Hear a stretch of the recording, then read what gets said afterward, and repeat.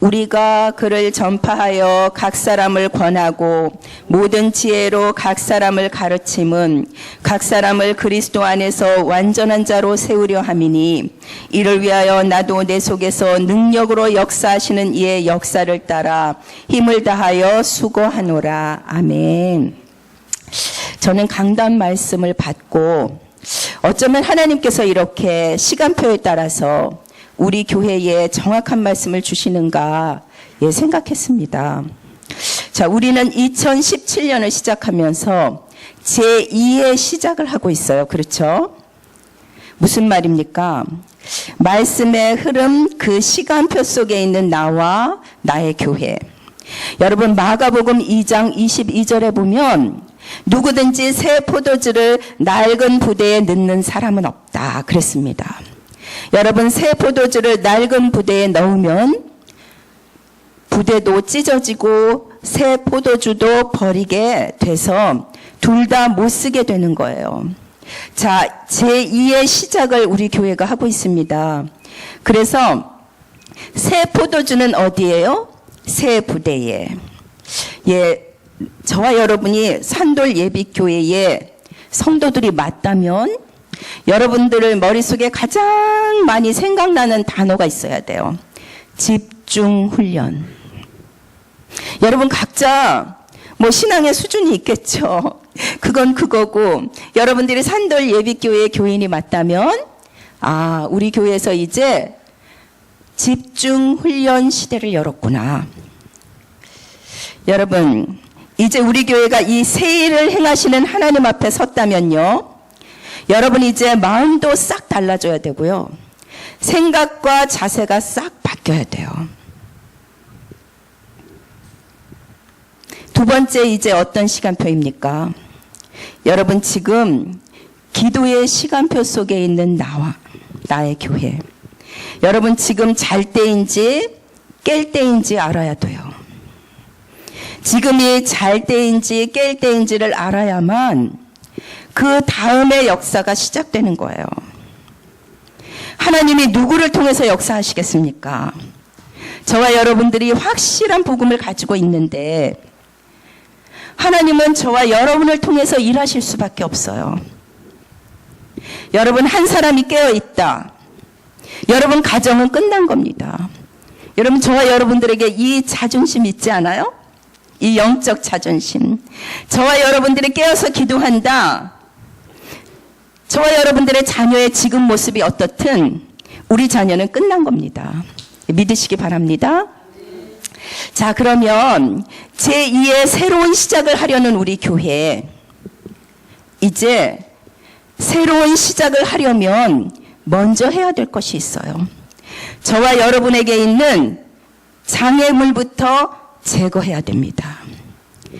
여러분, 우리는 사단에게 빼앗겼던 축복을 돌려받은 자인데 저와 여러분들에게 고난이 올 수 있지 않습니까? 그렇죠? 우리가 고난당하는 것은 세 가지가 있다고 유 목사님이 말씀하셨어요. 오늘 이 장애물을 제거하는 저와 여러분이 되시기 바랍니다. 첫 번째, 우리가 가장 기초적으로 당하는 고난이 있어요. 이 땅에 살고 있기 때문에. 첫 번째 고난이 경제적인 고난이라고 했습니다.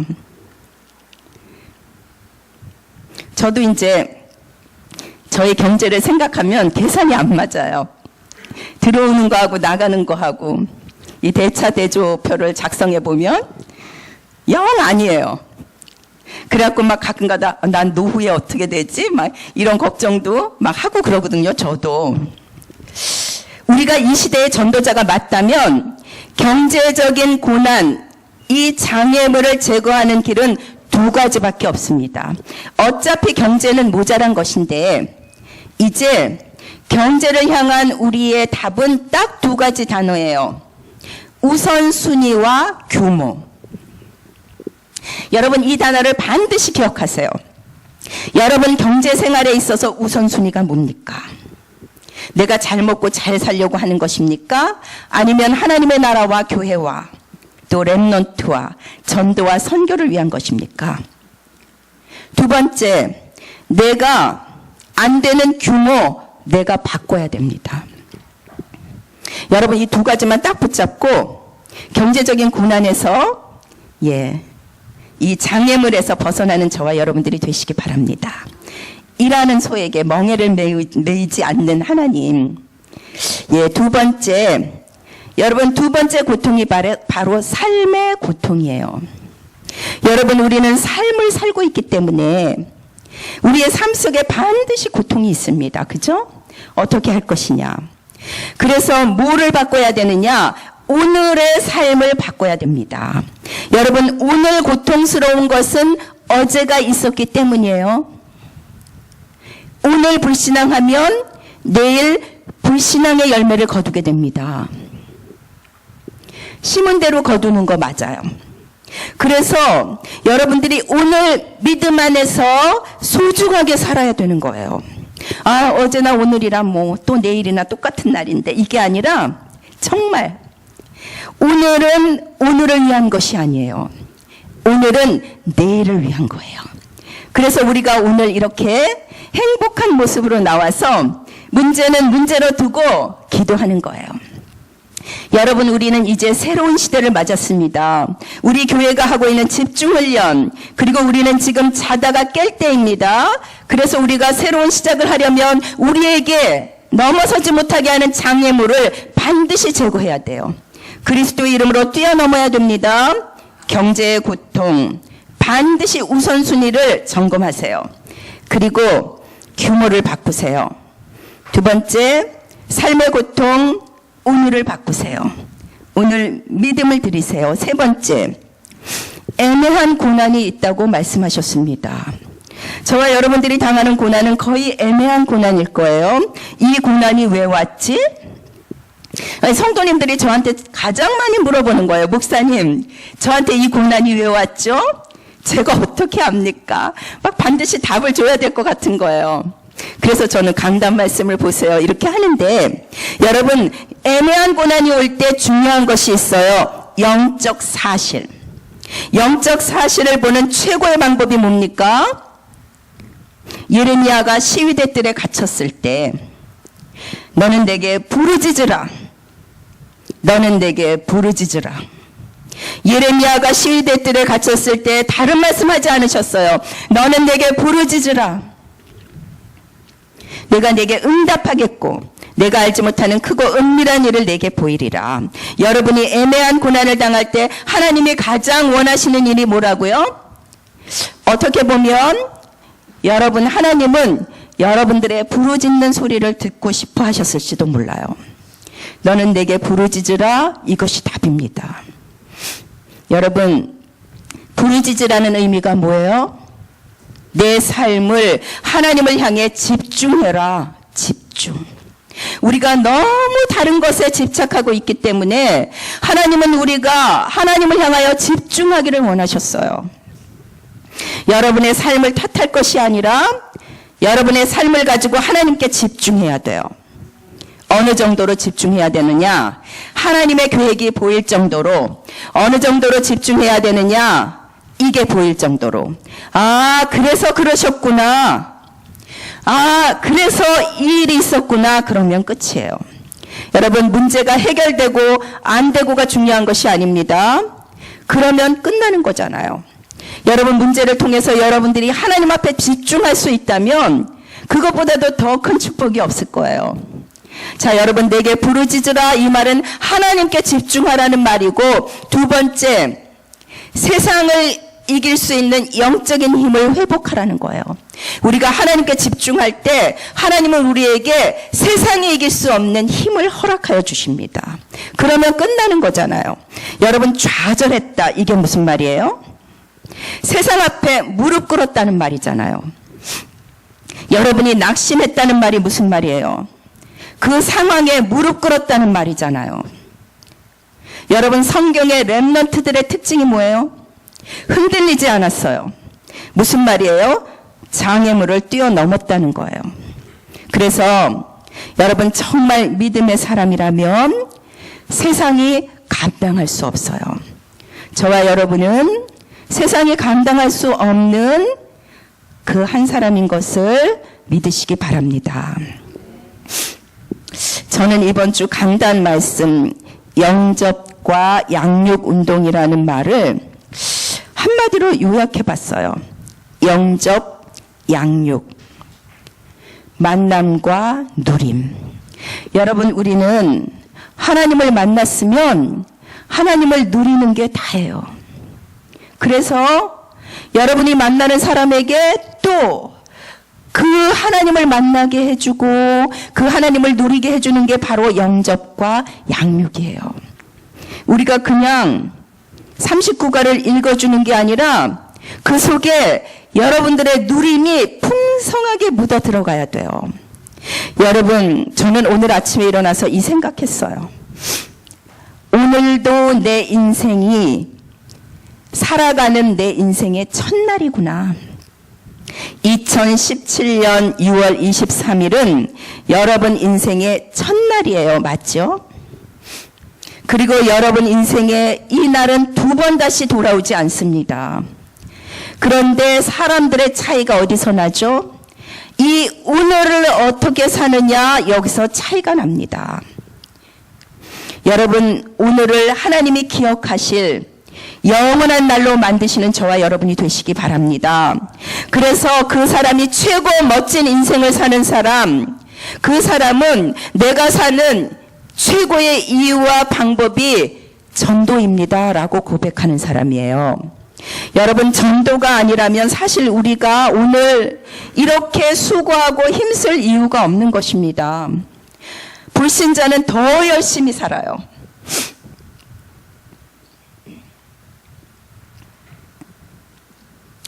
사람은 다 때가 있잖아요. 그죠? 제가 이렇게 이제 새벽에 이렇게 나오다 보면 나이 드신 분들이 너무 열심히 운동을 해요. 막 본인은 뛴다고 생각하는데 제가 보기에는 뒤뚱거리면서 걸으시는 건데 너무 열심히 운동을 해요. 제가 이런 생각을 해요.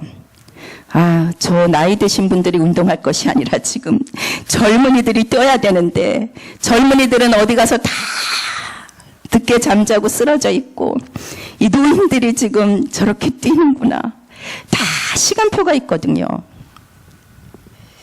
전도는 뭐냐?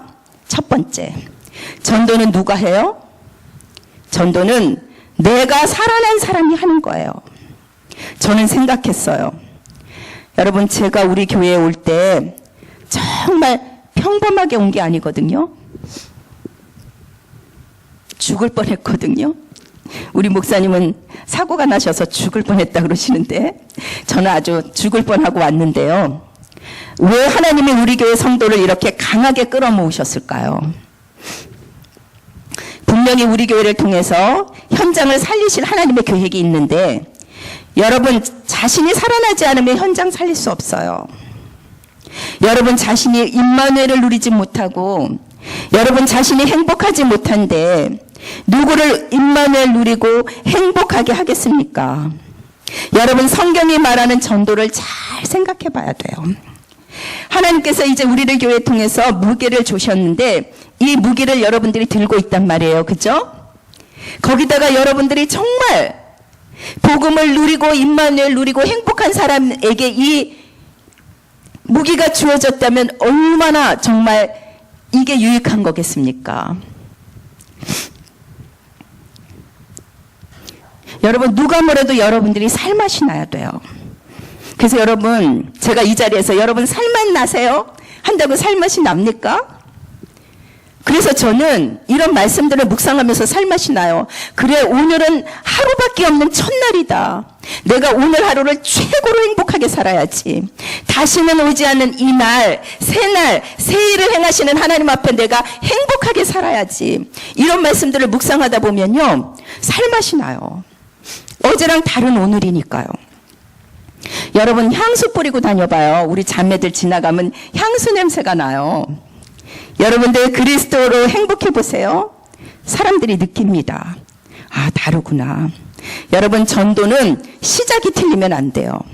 우리는 안진뱅이가 일어난 창세기 3장 기적이라고 하지만 그 창세기 3장 안진뱅이를 일으킨 그 사람이 누구죠? 그 베드로, 그 베드로는 창세기 2장 1절에서 47절을 지나온 사람이에요. 결국 나를 살린 사람이에요. 그래서 정말 언약 붙잡은 사람은 뭐부터 하죠? 예비된 힘부터 얻어야 돼요. 하나님이 여러분들에게 주시기로 하신 그 힘, 오늘 하나님 앞에 애매한 고난 속에 이 자리에 나와 있는 여러분들이 있다면 하나님 앞에 부르짖고 하나님이 주시는 그 힘을 얻는 그러한 여러분들이 되시기 바랍니다. 이때 하나님이 강단 메시지를 우리에게 주신 이유를 알게 돼요. 아, 하나님이 고난과 어려움 속에서 이 강단 말씀 주신 것은 말씀 성취하라고 주신 것이구나. 여러분, 이번 한 주간에 살면서 이런 일 저런 일 많으셨죠? 여러분들에게 그 일이 일어났던 이유는 하나밖에 없어요. 영접의 의미, 영접은 뭐죠? 생명을 얻은 것이에요. 여러분들이 이 한 주간 동안에 여러 가지 문제와 사건과 이런 일 저런 일 속에서 아, 이번 한 주간에 생명에 집중하라고 하시는구나. 내가 육신적인 것 바라볼 것이 아니라 생명 주신 하나님께 집중하라는 것이구나. 생명이신 그리스도에게 집중하라고 하는 것이구나. 여러분, 사람들이 이런 질문해요. 목사님, 저는 왜 이렇게 답답할까요? 몰라서 그래요. 창조의 능력이 얼마나 어마어마한 것인지 몰라서 그래요. 여러분, 사람들이 왜 답답해하죠? 내가 영접하는 순간 내 안에 생명이 있게 됐다는 그 어마어마한 사실을 몰라서 그래요.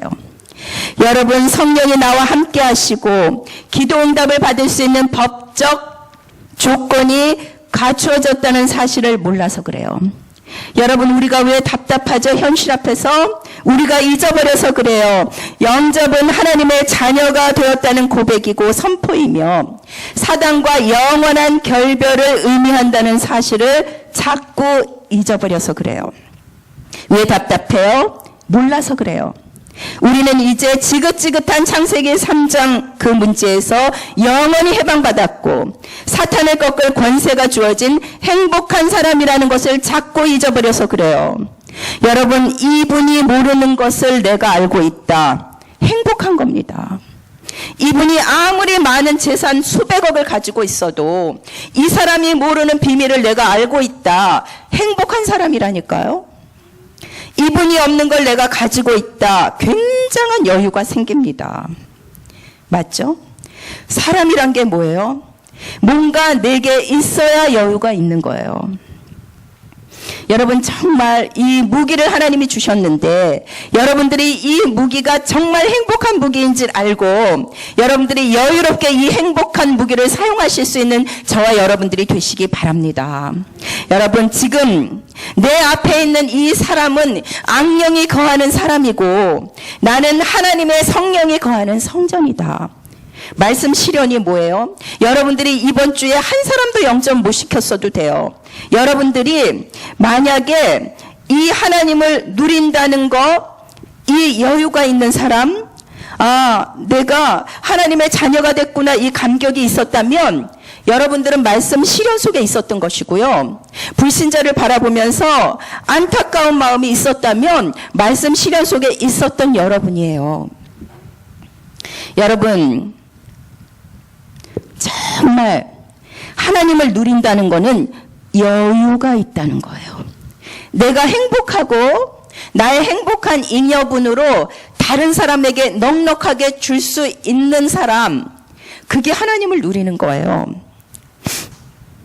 그래야 다른 사람이 보여요.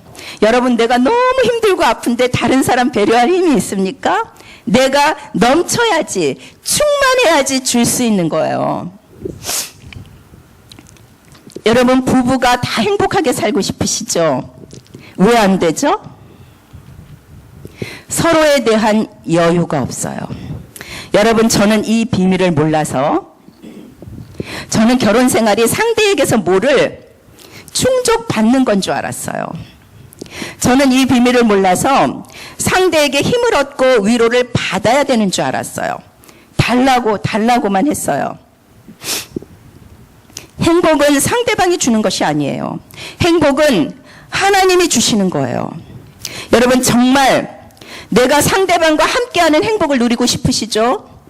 그 전에 여러분이 임마누엘을 누리셔야 돼요. 여러분 정말 상대방과 함께 있어서 행복하고 싶으시죠? 그 전에 하나님 앞에 홀로 있는 시간, 행복한 시간을 가지셔야 돼요. 그러면 굉장한 여유가 생깁니다. 상대방에 대한 배려는 하나님을 향한 행복이 있는 자가 아니라면 절대로 불가능한 거예요. 틀림없는 말입니다. 저는 지금까지 제2의 시작 속에 있는 나와 산돌 예비교회 시간표 속에서 이제 마음, 생각, 자세를 말씀 앞에서 싹 바꿔라. 그리고 나를 통해 싹 살리실 하나님 앞에 깨어서 기도하자. 그리고 새로운 시작 전에 장애물을 제거하라. 예, 이 말씀을 드렸습니다. 여러분 경제 고통의 장애물 우선순위와 규모가 답니다.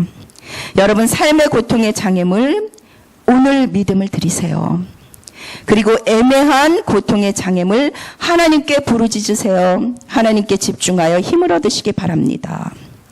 그래서 전도는 나를 살리는 것이다. 두 번째, 그래서 강단 말씀을 주셨다. 영접의 의미를 안다면 나는 최고 행복자이다. 이 말씀을 드렸습니다. 이제 우리는 하나님이 원하시는 전도는 바로 내가 살아난 사람이 그 사람을 세우는 양육. 예, 여러분 근데 우리에게 양육교재 주셨잖아요. 39가. 그 교재는 누구나 할 수 있어요. 근데 중요한 것은 양육하는 자의 자세가 굉장히 복음적 자세여야 한다는 겁니다. 제가요 이번 주에 어떤 일이 있었냐면요. 제가 아는 또 한 권사님이 딸이 외국에 갔거든요. 근데 그 딸은 렘넌트예요. 근데 굉장히 규모 있는 딸이에요. 본부에서 하는 그 완벽한 집중 훈련대로 하는 친구예요. 운동하고 규모 있게 살고 공부도 하고 호흡 기도도 꼭 1시간씩 하고 근데 몸이 아프게 된 거예요. 그래서 이제 자기 엄마한테 전화를 하더라고요. 제가 옆에 같이 있었거든요. 엄마, 내가 유광수 목사님이 하라는 대로 다 했는데 나한테 왜 이렇게 고통이 온 거야? 대답해봐. 이렇게 온 거예요. 이 엄마도 이제 한성질 하거든요. 저 같으면 이제 한참 생각을 하는데 네 영적 상태나 점검해봐. 뭐 이렇게 한 거예요. 네 꼬라지가 그래서 그렇지. 그러니까 화가 나니까. 그러니까 이 딸이 너나 잘하세요. 그리고 끄는 거예요. 저는 이제 딸이 없어서 모르는데 맨날 싸우더라고요, 딸하고. 근데 그러고 나서 딸이 전화를 안 받으니까 너무 불안해하는 거예요. 저는 그 옆에서 그 대화를 들으면서 너무 속상했어요. 권사님, 복음이 뭐예요? 복음은 살리는 거잖아요. 지금 딸이 몰라서 그런 것이 아니라 너무 살고 싶어서 그 먼 타향에서 힘들어서 좀 위로받으려고 전화했는데 죽였어. 내가 죽였어 그러면 또 그 권사님을 죽이는 거니까 제가 안타깝습니다 그랬거든요. 그 다음에 계속 전화를 해도 전화를 안 받는 거예요. 제가 문자를 보냈어요. 렘넌트야, 이 목사님이 너를 위해 끝까지 기도한다. 너는 절대로 망하지 않아. 하나님이 너를 귀중하게 여기셔. 너를 끝까지 책임질 거야. 이제 이렇게 보냈거든요. 조금 있더니 엄마한테 문자가 왔더라고요. 엄마, 내가 너무나 화가 난데 엄마가 그렇게 말해서 내가 했어. 내 마음은 그게 아니야. 엄마 다시 잘 해볼게. 예, 그러더라고요. 그래서요. 저는 이번 주에 미션이 있었잖아요. 한 사람 영접하고 양육 시작해라. 그리고 사람 살리는 자가 되는 것을 묵상하라. 미션 주셨잖아요. 저는 이렇게 묵상했어요, 여러분. 하나님이 우리를 사랑하는 것은 우리의 상태 때문에 사랑하는 게 아니에요. 우리의 영적 상태가 훌륭해서 사랑하시고 우리의 영적 상태가 좀 다운되면 미워하시는 것이 아니라 그냥 우리 수준도 아니고 우리 인격도 아니고 우리가 잘해서 사랑했다면 그건 세상이죠. 그건 종교죠. 하나님은 우리 존재 자체를 사랑하셔요. 그렇죠? 내가 너를 보배롭고 존귀하게 여기노라. 뭐예요? 내 존재 자체. 목사님이 연약한 렘넌트를 안아주라. 그게 뭐예요? 꽉 안는 것을 표현하셨잖아요. 그거잖아요. 내가 너 이대로 사랑한다. 네가 어떤 상태인지 나는 너를 정말 네 존재 자체만으로 사랑한다. 이 말씀이잖아요. 여러분, 나를 만나는 사람에게, 가족에게 정체성이 얼마나 가치 있고 소중한지 여러분들이 알려줘야 돼요. 나의 가치를 알려줘야 돼요. 상태를 문제 삼으면 복음이 안 들어가요. 영적 상태가 너무 중요한 거 맞는데 속으로 생각하시고 상태 지적하지 마시고 그 존재 자체를 사랑하셔야 돼요. 여러분, 내가 얼마나 소중한지 아느냐? 자기 소중함을 알면 함부로 안 살아요.